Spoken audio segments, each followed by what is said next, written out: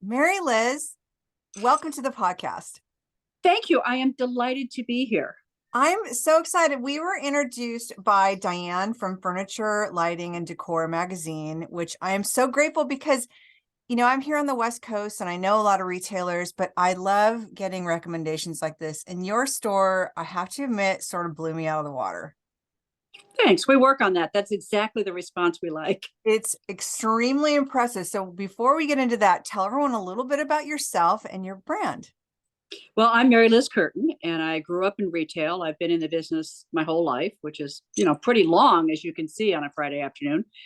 We have two businesses. Leon and Lulu is a 15,000 square foot destination lifestyle store located just outside of Detroit in a vintage roller skating rink. The building's only been two things, a roller skating rink and us. And we sell furniture and clothing, women's clothing, accessories, gifts. We have price points from 75 cents to holy shit, is that expensive? I love you. So it's a wonderful combination of stuff. We've been described as kind of an upscale Cracker Barrel. We have next to us my favorite store in a movie theater. Both of our buildings were built in 1941, and the other one is a movie theater, which was a local second run movie theater in kind of a blue collar community. We bought that one, restored it to look like a movie theater again. And we have there our restaurant, which is called Three Cats. In the restaurant, we also have our greeting card shop and our wine shop. So we're a complete destination. You can come, you can shop, you can have lunch, you can have a cocktail, you can shop some more, you can have another lunch or another cocktail. And it's worked very, very well to be a complete story. Oh my gosh. Okay. So you said you've been in retail forever. Tell me a little bit about growing up, and because I've been in retail since I was 14. So it's rare you meet people. I mean, there are a few of us that have been literally from, well, my mother, I grew up in Santa Barbara. My mother had retail stores. She was a interior designer. I learned to walk at the Merchandise Mart in Chicago before we moved to Santa Barbara. I used to take my naps on the sofa in the Jofa showroom. So she had stores. I graduated. I was a sales rep. I was a sales manager. I've done a lot of different things, and for a long time, I'm a writer. I have a book, writer consulting. I worked with eBay. I did a lot of speaking all over the country. And then my husband had this great idea that we should open a store together, which I thought was going to be a disaster. When did you move from California to Detroit? 34 years ago. Did you move when you got married, or did you? Yeah, I had, hormones act up, and 1 minute you're living in Marin County, and the next minute you're living in Detroit, and you've got kids in a store, and there you go. Holy shit! What happened? Exactly what happened. I just had thought, and now it's already gone. This is what happens, as you know. I'm like 57. I'm like, I can't remember anything anymore. I have to ask you about when you guys came from Detroit. Your husband decided he wanted to open a store together. Did you know? Well, he had a retail store for 26 years, which he closed. He opened his first store right out of college. He figured out what he wanted to do. Apparently he can't do anything but retail.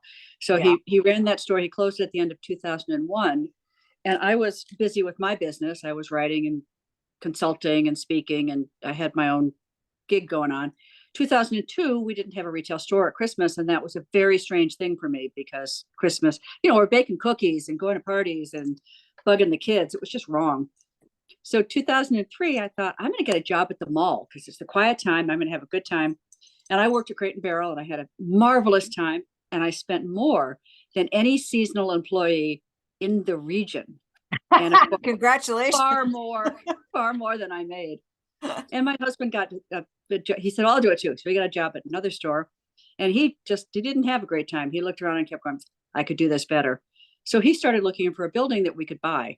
And his goal was a building that was large enough for a full line furniture store, had proprietary parking. So, the old story was location, location, location. The story now really is parking, parking, parking. Yes, ma'am. And it was big enough, we could buy it. And it was easily accessible from any place in the Detroit metro area. So we sometimes tell people we're basically 20 minutes from any place. And we are now pulling all year long customers from about a 2-hour radius because we're a big enough deal. It's a fun place. It's worth the drive. Before now, I remembered, of course, what I was going to ask you. What book did you write, and what were you doing consulting and speaking on?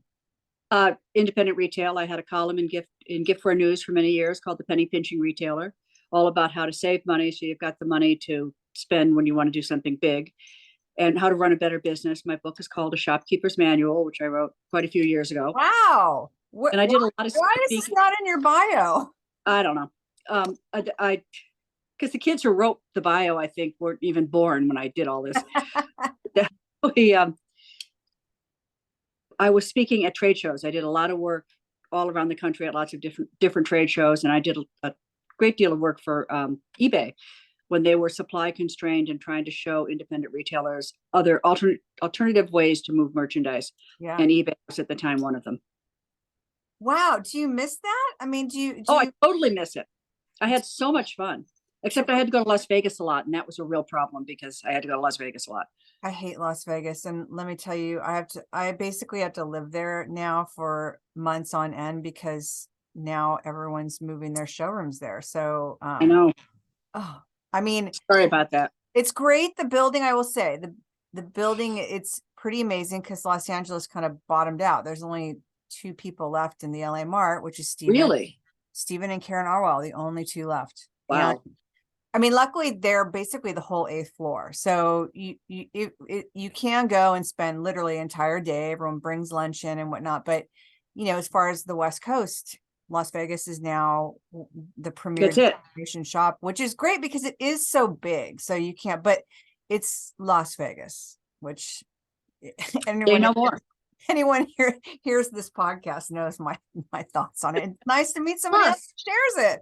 I have to tell you that the destination fees at those hotels are one of the reasons I hate it so much. Why should I pay $35 a day to use the pool? Oh, it's way more than that now. Is it? Well, I haven't been back for a while. It is. It's. I don't understand. Like I just anyway. I digress.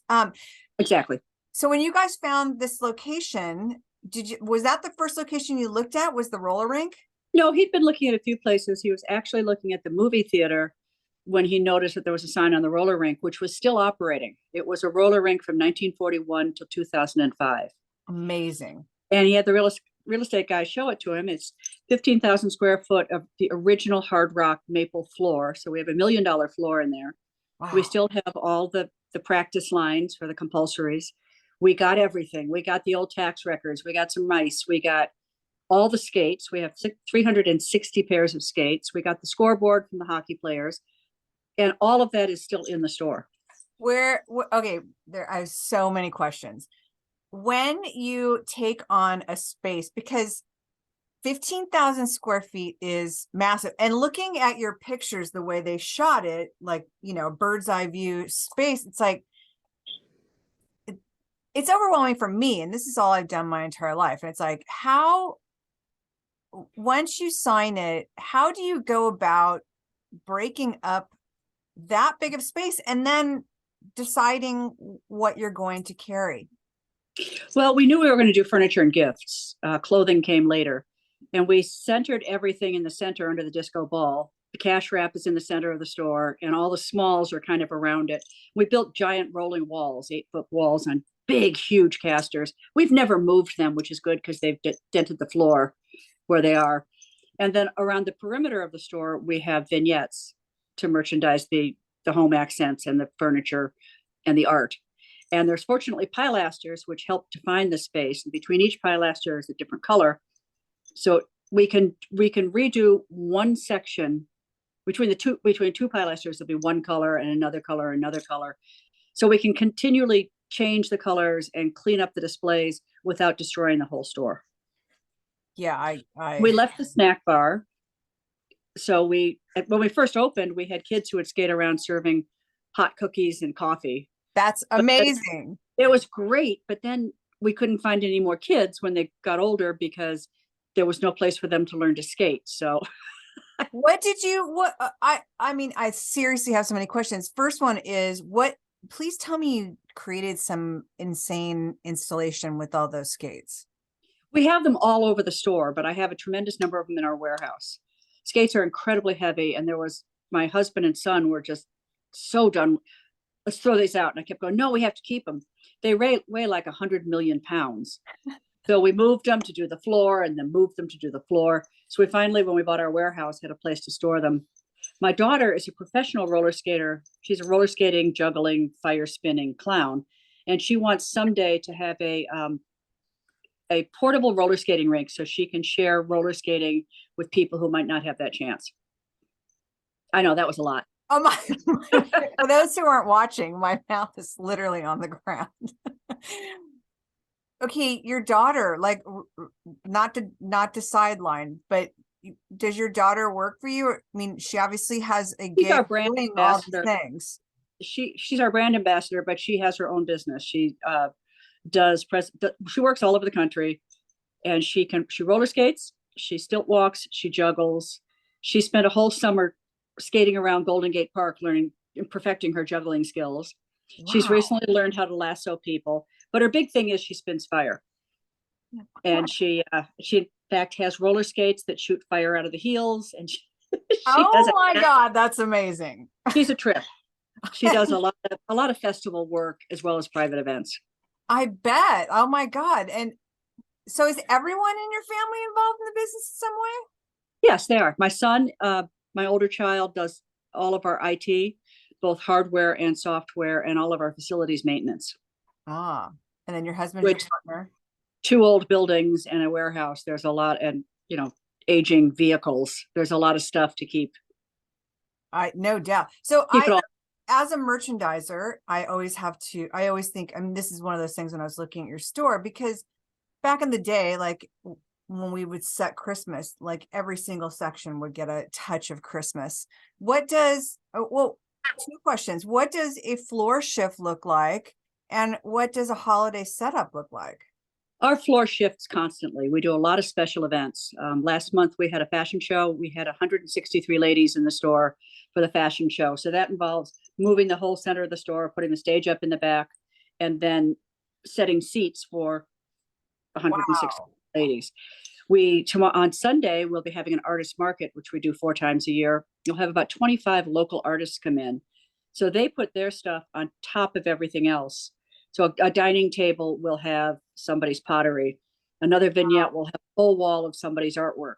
I love that. We try to keep the perimeter fairly clean with accessories, but not a lot of stuff. At Christmas, of course, the whole place is just a disaster with Christmas every place. I don't do trees. We don't do traditional displays, but we have a collection of one line. The only way we can keep this mess going is by being really rigid in how we display it. You can't tell unless you know what you're looking at, but we do a lot of merchandising, of course, by color and by theme, keep vendors together because they often tell a story. And we try not to let, I'll get a new employee who comes in and unpacks stuff and drops it all over the store. Then we have to have a little intervention about how we don't put things more than one place, please. Thank you. I have that with stores where I group everything together, alike items together. My background's anthropology. Yeah. So I go by anthropology standards. I go anthropology's rules. So it's like all like items together, and I'll come back and that same group of merchandise is in 18 places, and I have to like pull it all back together. No, and you want to kill somebody. Well, I used to, but now it's like, I'm not there all the time. And, sometimes the owners are like, don't touch anything after Michelle leaves. And sometimes it's, you got to give your employee, it's also a vintage store, antiques. So there's not as many smalls as like a store. So it's a little easier to do. But I said that yesterday when I left. I'm like, please tell me that you're going to keep the tabletops together. She goes, I'll do my best. I'll try to, but it's nice to hear somebody else say that. So who is doing the merchandising then? We have a team of merchandisers. I have 2 young men who do a lot of the furniture. One of them is our furniture buyer. He's very, very talented. And another guy who's joined us about a year ago, who does a lot of customer service and sales management and visuals. It's harder to merchandise all the little stuff. Yeah. Why? Because it's all the little stuff. And we were forced to reduce ourselves to having a few installations of slat wall. Where do you put dog toys and toothbrushes and all of that junk. So I end up doing a lot of the junk merchandising because I can't get anybody else to understand the importance of clean lines and straight spaces. Because if we don't keep it tidy in our own chaotic fashion and controlled, no one can figure out what they're looking at. If we buy something, I have to be careful not to buy something that doesn't belong with anything else unless it's really big. Thank you. Because sometimes you just can't do anything with it in your store. Oh my God. I will have like where I go to stores, like even just do consulting, and it's like, what is happening here? There's like, I buy like I go by concepts. It sounds like you do the same. And I know there's a lot of buyers that go there and like, there's no plan, there's no agenda. We just buy what we like. Cherry pickers never prosper. Thank you. That is medical fact. When you buy a line, the most important question to ask is, what do I need? Not what your minimum is, but what do I need for success with this line? If I'm going to buy LAFCO candles, how many flavors do I need to make a decent display so people can find it? If I just buy the top 3 sellers, it's never going to sell because people will never notice it because there's not enough to make a statement. Well, also your store size too. It's like, it seems like if you don't buy deep enough that it would just get lost. Totally. And I tend to buy wide at the beginning and then just watch it and refill deep. We are seriously overstocked at all times, but there just has to be enough in any size store. And little stores full of little shit that doesn't go with each other is the worst. It just starts to look like a garage sale. It looks like minestrone soup. So I will pass on a line of smalls that I really like because I know there's no way it's going to be big enough and important enough to tell a story and fight with everything else for placement. So what is to you, like, so I concept when I'll go to show and the first day I will walk the show. I don't write any orders. I just want to see what everyone's doing. And you see the repeated, like, the whatever trend is going on. The giraffe. The unicorn, the sloth, God, don't get me started. But, because I used to write right when I got there, I was like, oh, I love this. And I'd write. And then by day 3, and I was like, oh, I hate that now. Cause I tend to but I also concept as I go. So I like, that would be great with this. That would be great with that. How do you go about your process? Do you concept? Do you just walk it? Like, what's your process? I tend just to walk it. I start at the top of the building and go straight down. I make very few appointments because I hate to ping pong ball back and forth. Yeah. Except for horrible things like buying Christmas trim, where you have to make an appointment at 7:30 in the morning with those vendors that you buy tons of stuff with and get it over with. But for the rest of it, I tend to go through it. I rarely cancel an order. Occasionally I'll find something better, but I've been doing this a long time and I can buy the gifts in my sleep. Not the same as the ready to wear. Ready to wear is a nightmare to buy because ready to wear is kind of like vegetables. Second you put it on the shelf, it starts to rot and it goes bad in 6 weeks. Yes. Furniture and, Christmas, whatever. We had Christmas that we held over for a year because we got some of it in 2020 so late that we just accepted it and sold it the next year because it didn't seem fair to make everybody's life more miserable. But it's the same stuff, it's red and green, it's elves, it's whatever. But clothing is much more difficult and you have to be much more budget conscious and careful on clothing. So I do take notes in the clothing buying and work with my clothing buyer on how to make sense out of that. How big, I want to ask you about your decision to go with clothing, but tell me about how big your staff is and what everybody's roles are. We have about 40 people in each business. Wow. We've got furniture salespeople, furniture moving guys, clothing salespeople, cashiers, an accounting person, a marketing person, another marketing person. We have a gift buyer, and some of these people kind of blend, but we have a manager, we have a gift buyer, furniture buyer, and something else buyer, clothing buyer, which happens to be, our manager as well. So lots of people do double duty. Yeah, but it takes a lot of people to get all this stuff out. We do a decent volume. It's a full store. Something's always coming in, and every time we sell it, we don't do floor sets in furniture. Our furniture is really fun. We don't buy stuff the color of dirt.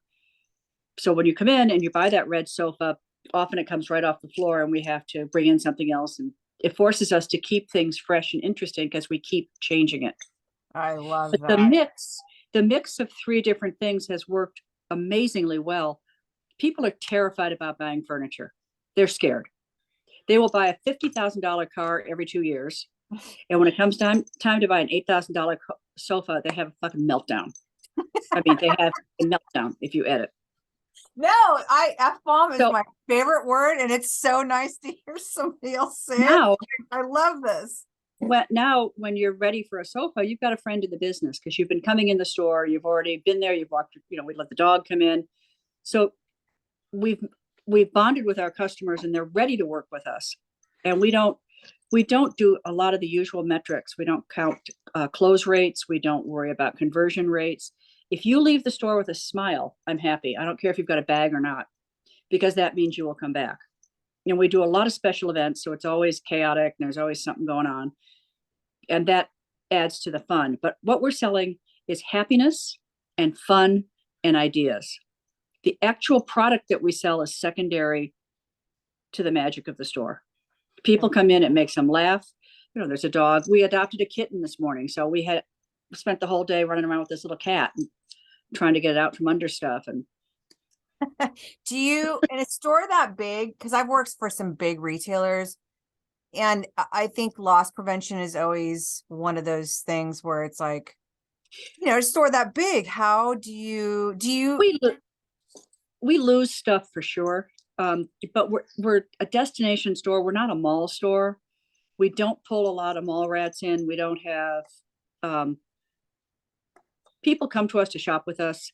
Some I'm sure come to steal from us. Yeah. But our shrinkage is not terrible. It's not terrible at all. Do you have, does everybody work the entire floor, or is it like you're in this area? No, the furniture people are in furniture because we do custom upholstery and we do design work. If you come in with the pictures of your home and your floor plan and all the rest of it, we will for free help you lay it out in the store, help you choose paint colors, whatever else you need to put together the right stuff. You can also hire our designers independently. They have their own businesses. They can, can hire them to your house, but we'll do anything for you in the store for free. Wow, so they have that. We always have to have somebody in clothing who really understands how to sell clothing. Mm-hmm. But people will come in and out of clothing. There is some passover. We try to teach the clothing people the basics of furniture. We try to teach the furniture people that get off their asses and put a person in a dressing room occasionally. So we do some of that crossover. But like the website, that's a full-time job for two people just to keep the stupid website going. No doubt. Do you, I'm from Anthropologie. I'm a huge cross merchandiser and I'm all about the storytelling. Do you intermingle your apparel within the gift and home, or does the apparel have its own department? Apparel has its own area and I try to keep it tight, but we do have mannequins and dress forms throughout the store with outfits that go with the vignettes just to get people. Love that. But if I spread stuff out too much, again, I lose my stories and my tidiness. But then if you're looking for the size medium and it could be in 15 different places, you're just going to shoot yourself. Yeah. So we try not to confuse that. And I find for a lot of things like clothing or lamps or stuff like that, people want it kind of in one place so they can look at their choices all together. So well, we don't space that big for sure. I can't even imagine having it spread out all neither. Anthropologie. And like books, we have a 20-foot book wall. Wow. It stuns me that people buy books from us. You could stand there and just order it from Amazon and get 30% off, and I wouldn't even notice. But the coffee tables the coffee table books are all over the place on the coffee tables. Duh. But I'm proud to tell you we have the largest collection of non-educational literature in the entire state of Michigan. Oh my God. Have a lot of books that, talk about farts. We have a big Michigan department too. So we have a lot of Michigan tourist books. And then we do a lot of really beautiful cocktail books. Cocktail table books. Incredible. When you guys decided to do, or what was the decision behind stepping into apparel? Because that's, it's become very big, obviously. I went on a speaking tour up to northern Michigan where there's a lot of cute little stores. My husband went with me, and as we're driving back, found the store and I found these clothes I thought were terrific. And I said, "Oh, honey, this is great. This line, everything goes together. It's like, you can wear the top and the bottom and the hat, whatever." I said, "I don't know what to buy." He said, "You should buy it all," which is the kind of thing you want your husband to say. Right. So I did. And I came home with a sack full of clothing. I think I spent about $750. Our store, I got in, and all of a sudden my staff wanted the stuff I was buying, and our customers wanted the stuff I was not buying, was wearing. And I realized that there wasn't any place in my area for women who have become friends with elastic, but don't want to look like, a 9-year-old. Things that are chic and good looking and flattering for any body type. So we started to buy to that customer, whatever her age is. And our clothes look good on the kids who work for us. We make the 20-year-olds model in the shows too. Looks good on them. It looks good on you. It looks on fat ladies, old ladies, everybody. We've got something for everyone, but we found a hole in the market. Yeah. And that's an interesting business because, if you want a sofa, it's should be every 7 to 10 years. If you want a gift for something, whatever. But if you hear that we have a new sweater in and you like that sweater company, I can email you 3 times a week and you will come in over and over and over again because women are idiots about clothing. So it's done a lot of repeat business. I love hearing your customer service comments, and because that is one of those things where I had stores before I was a merchandiser at Fred Siegel. He was my mentor, and nice. He was literally my mentor, and he rode me like there was no tomorrow as far as about customer service. And that spoon to mouth, that sending a thank you card, that calling somebody, "Hey, we just got this in. I'm going to pull 4 of them aside for you. Just come in whenever you want. I've got it." That is a customer service thing that, because we go on and on about Amazon. I'm like, you know what? Amazon's never going to replace that, like that type of customer service. But the other thing about internet, you can buy on the internet, but you can't really shop on the internet. Mm-hmm. If you're looking for adorable wedding gift, what's that search going to get you? You come to us, we'll show you 5 adorable wedding gifts and find out what the bride is like, which, to go off on a little tangent, when you go to any important life event, whether it's a birthday or a wedding or something, the leading up to it, choosing your dress, choosing the present, that's all part of the magic of that event for the guests. Mm-hmm. So we make that all as much fun as we can. And if I can send a lady out with a gift to give to the bride in a dress she's going to wear to the party, that's a fabulous win for her because she's had fun before she even got to the party. I love that. And it's been a good balance. But I've forgotten where I was going with what I was saying before I went on that particular digression. What clothing? I'm dying to know what that clothing line is, by the way. We did. That one was called Chalet, which we don't carry anymore. For years, we sold an American company called Comfy, but they closed. And now we do a lot with Habitat. We've got a wide range of price points in clothing because one of the things I find is people will come to us because our stuff is so interesting, and then they'll buy a sofa the color of dirt. But they love to say, "I bought it at Leon Lulu. Did you see what they have there?" And it's the same thing with clothing. We're always looking for aspirational items in every category where, man, I really want that big purple one with the peacock on it, but not in my house. I'll just buy this dumpy little mud hen. But they want to say, "I bought my dumpy mud hen in the store that had the big, fabulous peacock." So we provide the mud hen and the peacock. When you guys do you do the show with your team? Do you all travel in a pack and kill me? No. I do my clothing buyer and I go to the clothing shows together. I do the high-end clothing by myself at Coterie or in Paris. Not Coterie, but the shows that are around Coterie in New York. Our furniture buyer comes to High Point with me twice a year. I do most of the gift shows alone. January gift show, our gift buyer and who is also our trim buyer, she and I do that one together. And this July, however, I am taking a team, Jess, our main buyer, and then 2 girls. One of them is our marketing girl, and I shouldn't say that, should I? One of them is our marketing individual, and the other one is our accounting individual. Oh. They're in their 20s. Both of them have worked for us since they were 15. Wow. And I'm taking you both to the Atlanta gift show because I think it'll be fun for them to see what we do, meet people, and see if they see anything that we're too old and jaded and sick of. They might find that Love unicorn that. that's kind of grossing us out. But Yeah. it's hard for me to buy with anybody else with me, because I'm concentrating of where I'm going to put it, and being distracted is difficult. Are you concepting as you're shopping? Are you, because I do Yeah. that. It's hard to, I'm usually a one-man show unless I'm going with the client and advising them. And I do get in my head where I'm starting to like, oh, that will go with this. And Exactly. And some people are great. When I go with Jonathan, who's our furniture buyer, or Jessica, who's our gift buyer, both of them are like in tune with me, and we have a fine time. But I really am happy going alone. Although currently I'm in a position where I'm trying to see how many things I can stop doing, how many, like all of it. So I'm letting go of things that I always took care of completely myself, and letting people learn how to do it. So if I ever wanted to like die or retire or but I want not to work quite as hard as I have been. So I'm trying to let go of a lot of stuff. I can't imagine what a day looks like for you. Like, what does a typical work day look like for you? I try to get in around 7, because that gives me a couple of hours by myself. Sometimes I go to the gym first. I mean, I don't go to the gym before 7. I'm not insane. I was But like, if I wow. get a couple of hours to go through my emails, look at the floor, make notes, and do all of the paperwork stuff, make sure the bills are in order, which takes a while with the 2 companies. Oh.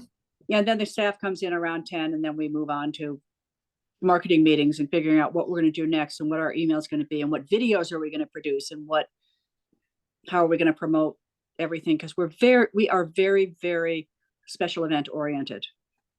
Our biggest year, which is in the before time, we did 80 special events in the store in a year. Wow. We do charity Saturdays in December, and then throughout the year, where on your Saturday, 10% of all of our sales go to whatever the charity is. That's incredible. Which is fun. It, with the right charity, drives a lot of sales, and we want to give the money away anyway. So it's a great way to do it together. We've done pet adoptions. We've done blood drives. Love that. We just basically, a couple of weeks ago, like 8, got a phone call from a couple who had met 22 years ago, had met roller skating at the rink, and now they're getting married. They met when they were 12 or something, and now they're 32, whatever. And they won a wedding on a radio show, but then that got canceled because of COVID. Yeah. So now they're getting married, and they didn't know where they were going to get married. So maybe they go to the courthouse, but I don't know, it was all very complicated. So could they get married at our store? So we said yes. They called us on a Wednesday. On the following Wednesday, they had their ceremony in our store. Oh my gosh. About 25 people. My daughter was spinning fire, which, hearts on fire. That was nice. Doesn't everybody need that at their wedding? We had the whole thing happen. We have a little stage. It's just a 4x8, one big step up to it stage. They had their wedding there. We decorated it. We decorated with roller skates. They were in and out in an hour and a half. We made the news with it on one of the local channels. I love but we just couldn't figure out how to say no to that. I love also how like rooted in the community you are, and like giving back and doing all these events. I mean, I love that, because I think that is what is also going to make a strong connection with your customers. It has, and that's we donate something to every charity, every silent auction, all that stuff, all of them. And sometimes I buy closeouts to have something to give away, and sometimes I have things that have turned themselves into closeouts in our store, if you know what I mean. But we often hear, I see you on the auction table. I know you give to charity. It's one of the reasons I'm here. So that's one of our biggest marketing expenses, actually, is donations and giving things away. That's incredible. I love that it's built into your budget, and it's like part of the business. Yeah, it's part of our mission. We really believe in that. We also love to hire kids and teach them. We have one young man, actually, he's the older brother of our accounting person. And Eric started working for us when he was 15. His job was toy demonstrator. He worked at Christmas, and he was flipping stuff and throwing monkeys and, whatever we were selling that year. He grew up, put himself through Wayne State University while he was working for us, became an intern in our accounting department, He's now, I think, 26 or 28. He bought his first house when he was 22. He has his own business, and he still comes back and helps us. And we're very dear friends. And I love that, watching somebody learn how a business is run and being able to have them see things that they wouldn't see in a more corporate environment. And now his sister has just put herself through Wayne State University, and she's still working for us. And they're both treasures. Wow, that's the mentor thing, and having, kids come in at the ground level is I think that's the best way for, like, that's how I learned, like literally the ground. Absolutely, that's how I every learned. single job. And I think that's, to be honest, I think that's really important that especially as an owner now, like, you're not asking somebody to do something that you haven't done already. Like, you've done every single job, and there's a lot of owners, I think, that don't even know how to do some of that stuff. It's like, and the kids are just like, go over here and station over there and, ring Well, and it's people up or fun to whatever. watch them, to see those who embrace it and those who are like, yeah, whatever. Yeah. So that was always the fun part. So now bring me out to, because I kind of, when I was scrolling through your Instagram, I saw one of the articles about, or actually it was a TV episode of when COVID happened, you had the restaurant, you were preparing meals and you pivoted into selling meals. Tell me what COVID looked like. We were very lucky. We had a little cafe in the front of the theater building, and it wasn't very successful. And we didn't really know what we were doing, but we were doing it. And then we got a chance to work with a man who was a big deal chef in Detroit. He at one point had 14 restaurants.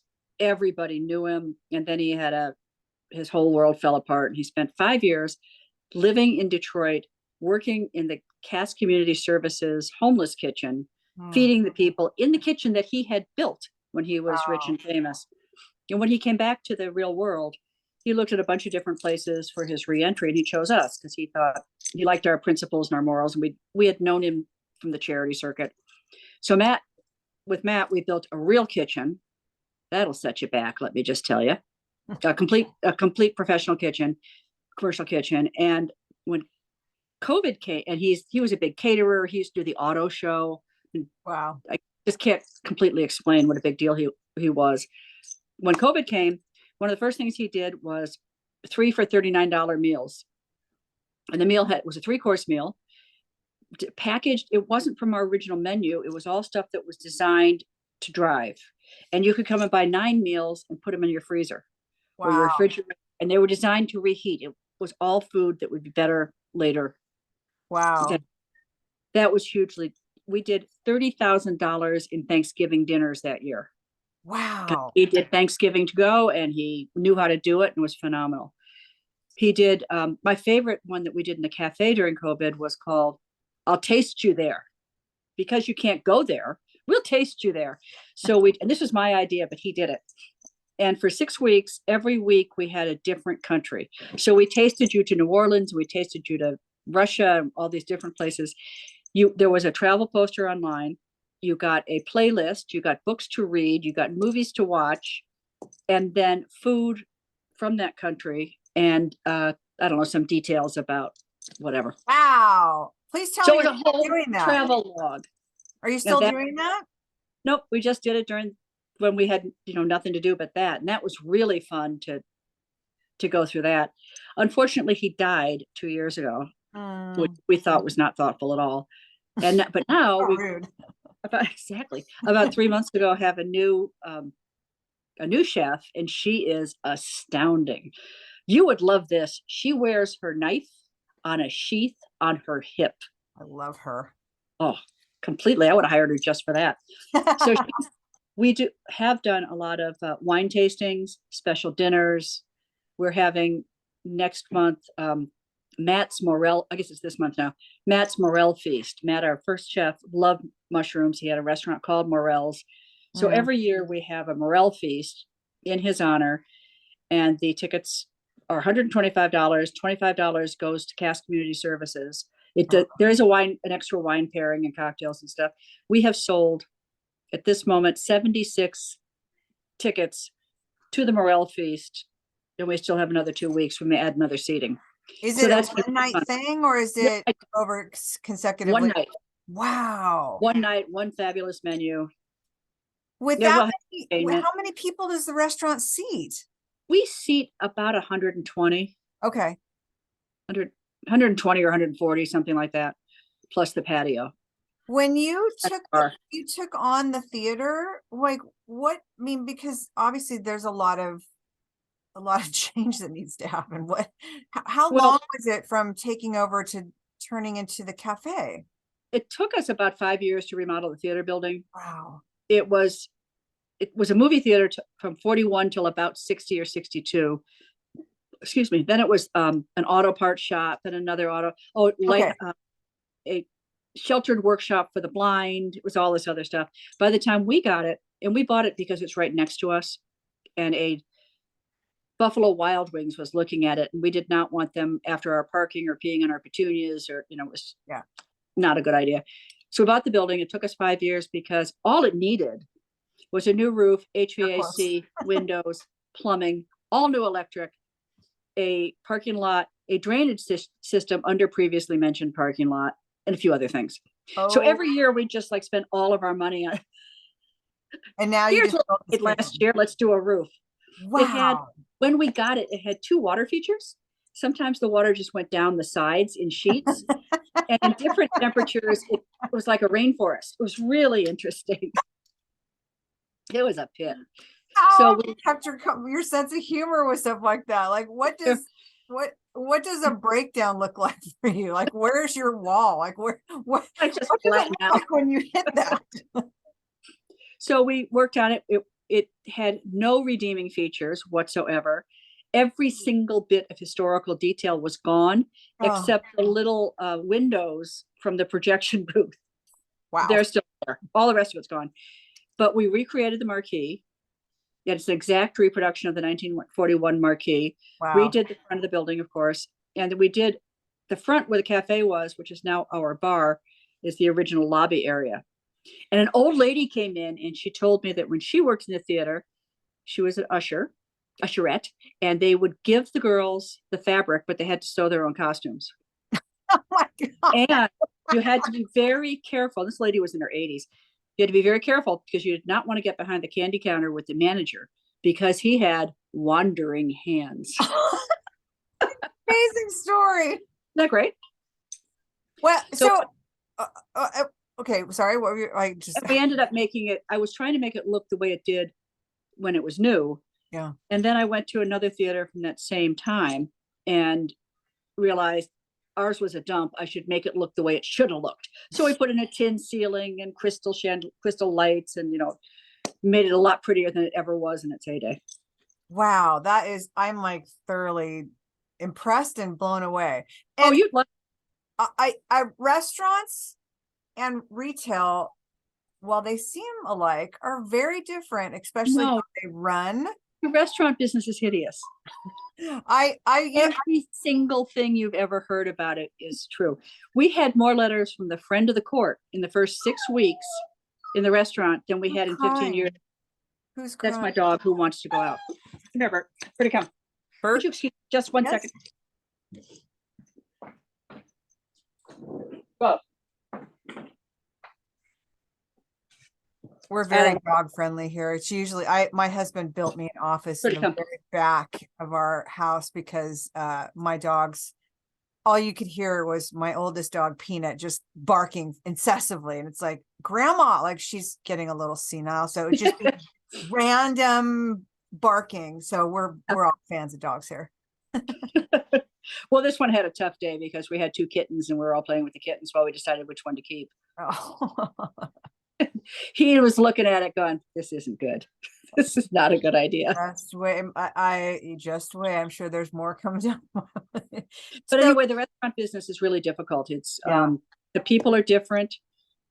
Obviously the costs are all different. It's a whole completely separate and awful world. What does that team look like? It looks like constant management issues. Really, we now have a solid front of the house. Everything's good. And our kitchen crew is pretty good, but there's still always some idiot who's doing something stupid. We at one point had a dishwasher who was probably making, this is before the pandemic, $14 an hour. He had 3 baby mamas in 3 different states. Whoa. And we all went, ew, why? How did he find 3 women? But anyway, so there's it's just a constant battle. The restaurant business is very difficult. And now it's even harder because prices have gone up on everything from labor to eggs to all of it. So it's, people say this is expensive, but it as you've noticed, you go out for dinner and it's $70 a head before you do anything. Do you wish you didn't do it, or is it still Nope. like, this is so great, Nope, we love it? Before we had our own restaurant, if you came to town and came to the store, there was no place in our little suburb that I would take you for lunch. If you wanted a beer and a ball game and a burger, which maybe you do, I could hook you up for that. But if I wanted to take you someplace pretty with a nice glass of wine where we could sit and have a lovely lunch, there was nowhere. And now we're a hip place for brunch. So we're getting a lot of hipsters who are coming in for brunch. Wow. And then after brunch, they come and shop with us. So it is bringing us a new group of customers. Plus, it's telling the whole story. So if we have a fashion show, you can come and have dinner 4:30 or 5. The show starts at 6. You can shop. And the 2 businesses are perfect companion pieces, and it's working very, very well. That's incredible. What else is downtown? Do not recommend the restaurant business, just by the way. Yeah, I don't, I mean, I worked in restaurants in between retail, like a lot of us have, but I just know they're polarly different. And I just remember, like, I obviously am not in restaurants anymore, so it's not my cup of tea.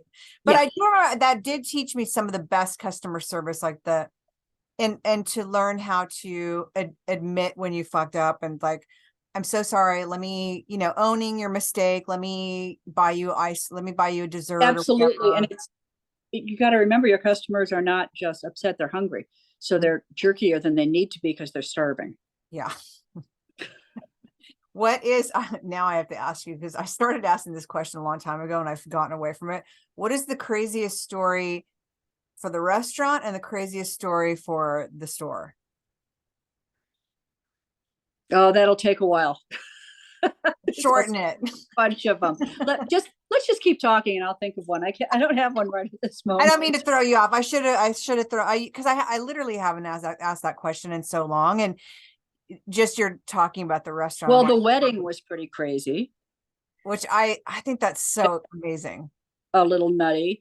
We've done a lot of weddings next door. In the restaurant, of course, we do real weddings where we charge them, and wow. We do weddings. We do had a couple of a lot of showers, a lot of birthday parties. Are you involved in that one, like you are in the? Yes, I'm not involved in menu planning, but I'm involved in all the financials and the direction and the feeling of the restaurant and how it looks, which is complete chaos. We have, oh, this is what you'd love about our restaurant. We have a tunnel of love ride that's a duck. It used to be it's a fiberglass duck that would have been big enough for 2 adults to sit in the bench in it. We have it in there with a little table and little chairs. So 4 little people can sit in the duck dining room and have dinner. That's brilliant. And we provide little vintage wooden chairs for your handbag. Oh, I love that. Very Sex in the City. Handbag chairs for everybody. Cloth napkin, terry cloth towels in both bathrooms in both buildings.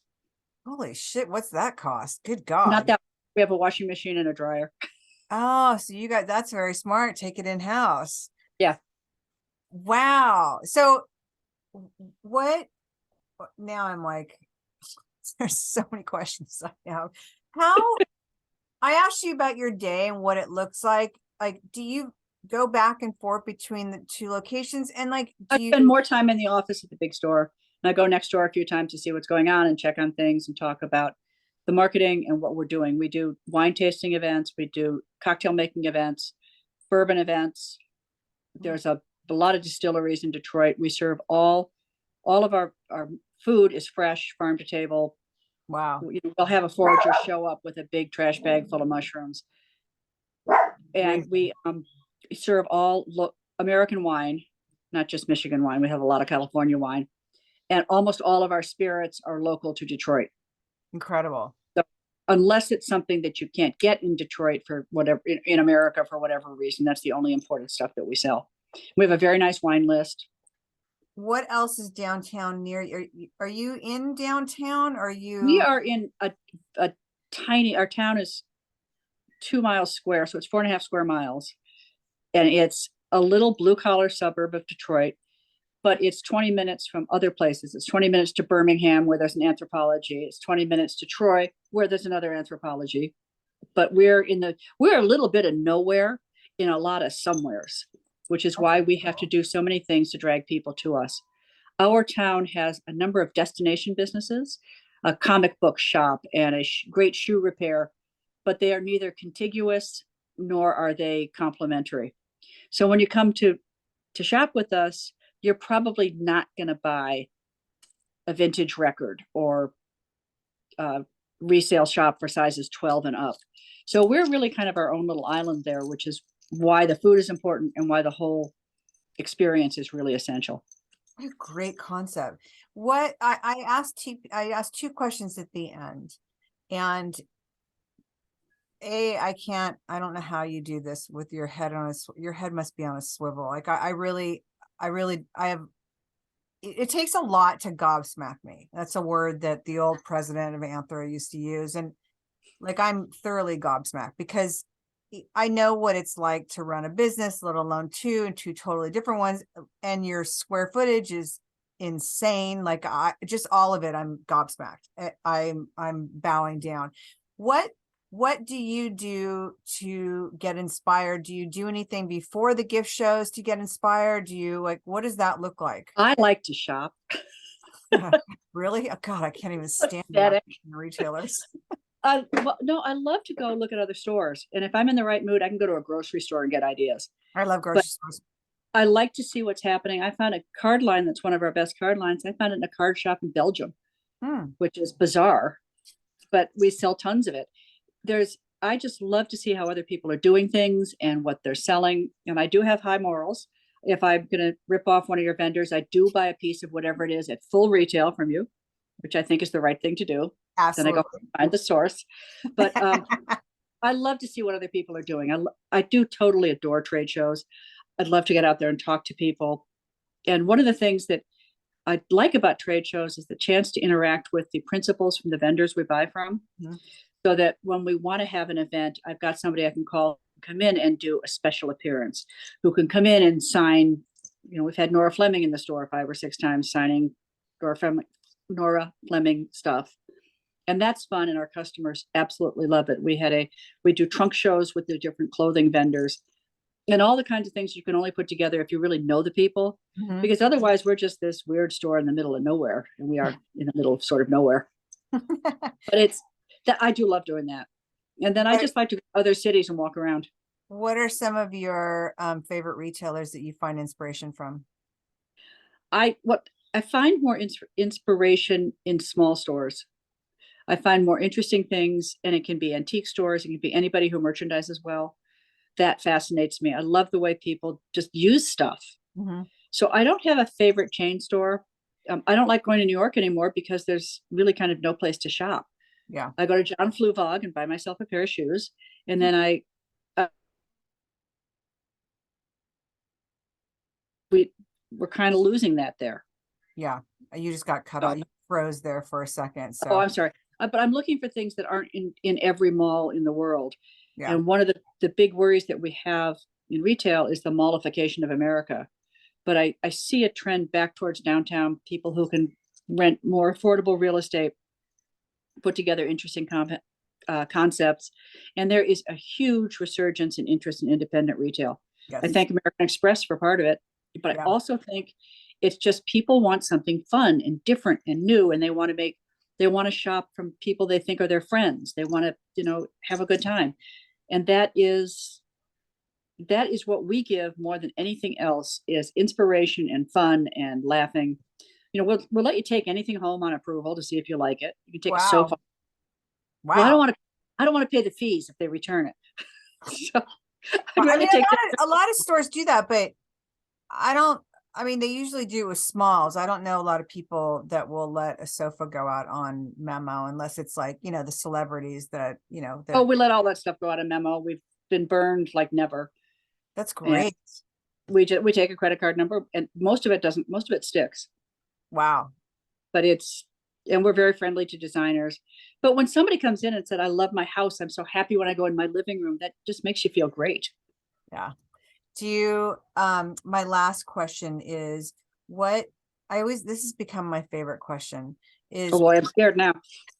what piece of advice would you give to both new retailers and established retailers? Have a good business plan. Have an idea of what you're getting in for. And if your business plan starts with, I think it'd be really fun to just give it up right now. I used to do a presentation for the Craft and Hobby Association for their new stores for their first time. And I tell these people, you're at the Craft and Hobby show because you love to crochet or scrapbook or knit or throw pottery or do something. And now you're going to open a store because of that. You're never going to have time to Right. knit or crochet or do pottery or whatever else you like to do, because now you have to learn the craft of running a business. And if you're not running a solid business with a real eye on your margins and your bottom line and your operating expenses, you're going to fail. And if you're doing it because you think you can do it for fun, get a puppy. The hobby stores, like, I want to do this. It's like always like, oh, like, oh my God, you must just love going to, and the other stupid things retailers say, what you brought up earlier is, I only buy what I like. mm, Well, that's dumb because I'm not buying it. You're buying it. I have to buy what you like. yeah. And the more more buyers are around anything, the better our taste gets, and the better, the more we understand what the good stuff is and the bad stuff. Our customers don't know that. So we have to give them what they want at the prices they want, whether we like it or not. Yes. Know your customer. Know Exactly. who is purchasing. And that, Marshall Field said it best. Retail's really simple. Give the lady what she wants. That's I all there is love to it. that. Give the lady what she wants. Mary Liz, I am so grateful for this time with you. I Me really too. have to thank Diane for this introduction. Diane Falvey is fabulous. I'm really I'm a judge on the Lido Vision Lido, I think it's called Lido Vision for the showroom of the year in Dallas. So will you be in Dallas in January? I will. No, I'll be there this month. Well, let's have a Are you going to be there? Yeah. Oh, that's fantastic. One of my favorite shows. I have not been to Dallas in a long time, and I interviewed Cole, who is head of marketing, and I love Cole. What a voice he has. He's so he has a doctorate in philosophy. No, I'm blown away how much he reads and how much he does outside of work. It's mind blowing. Yeah. Like, I watch him and his brother golfing, and then they're doing this and they're doing that. I'm like, wow, that is impressive. I talk about like living life to its fullest. Like, I really feel like Cole does that. So Cole and the Dallas Market Center is flying me in. So I will be there at Lido Vision, and I'm going to do some shopping for some customers. But I would love. Perfect. I get there. I'm there for 3 nights. I think I'm there for 2 nights, but what I'll do is I'll send you an email. Perfect. But hang on one second. But I'm gonna talk to you after we hang up. But thank you so much for this time. This was such a pleasure. It's been really, really fun. I really, really am grateful for this. I think we could get in some trouble together. Exactly. I know. It's kind of scary. Tell Steven I said hi. I will.